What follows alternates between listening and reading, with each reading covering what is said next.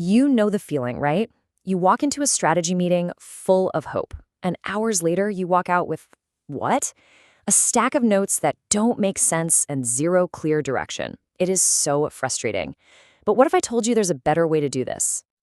Yeah, it's a super common problem. Teams just get stuck spinning their wheels, great ideas get lost, and the future feels, I don't know, more foggy than focused. But the good news is, there's actually a structured, visual solution designed to break that exact cycle and get everybody on the same page. And that map is a real thing. It's called the Grove Strategic Visioning Process. Think of it less like a meeting and more like a guided journey. It's this powerful framework for building a shared vision that everyone actually buys into. Because, and this is key, they all helped create it.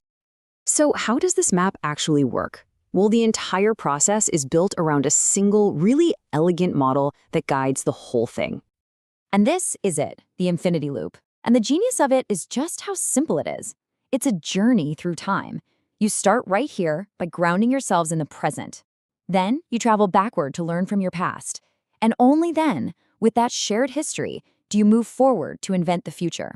That sequence is absolutely crucial. It's what makes sure your strategy is ambitious, but also, rooted in reality.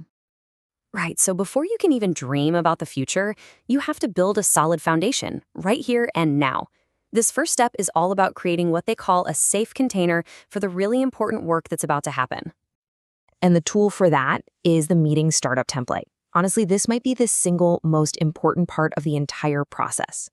By getting super clear on the outcome, the agenda, the rules, and the roles, as you can see here, you create this feeling of psychological safety. Everybody in the room knows exactly why they're there, what's going to happen, and how they can contribute. That alignment is everything.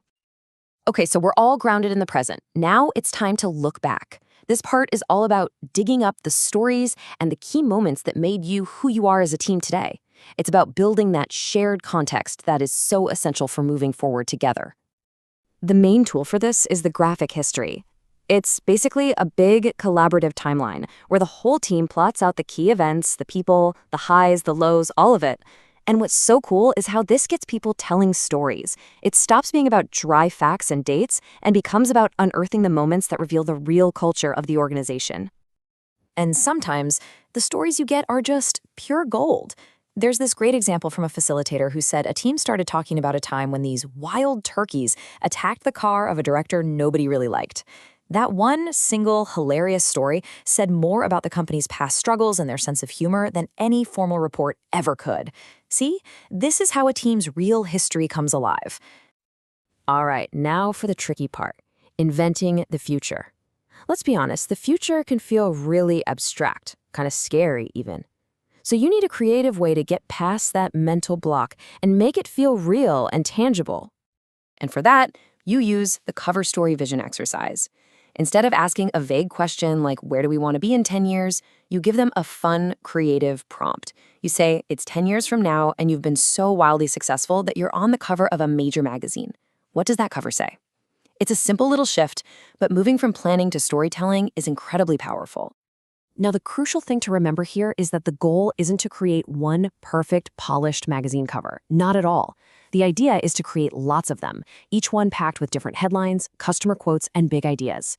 You're not trying to predict the future. You're just generating this rich tapestry of themes about what success really looks and feels like for your team. Okay, creating an inspiring vision is fantastic, but it's totally useless if it just sits on a shelf, right? Now comes the most critical part, connecting that amazing future story to the concrete steps we have to take today. And the tool for this is called the vision mandala. Think of it like a funnel. You pour in all those incredible, diverse themes from the different cover stories.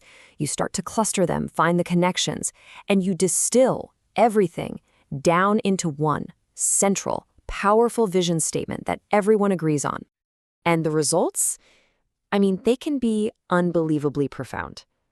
The U.S. Office of Women's Health went through this process, and they boiled down their entire complex mission to just 2 words: more birthdays. Just let that sink in. It's simple, it's emotional, and it perfectly captures the heart of what they do. A great vision doesn't need to be long, it just needs to resonate. So with that crystal clear vision as your North Star, the final piece is to map out the road to get there.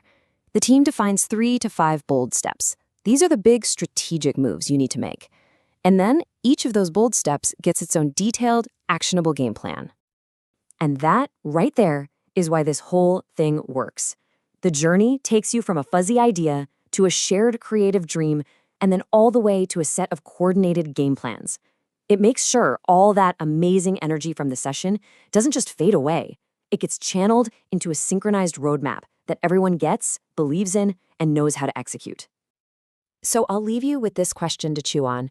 If you did this with your team, right now, what headline would you want to see on that magazine cover 10 years from now? What's the incredible story of success that you would tell?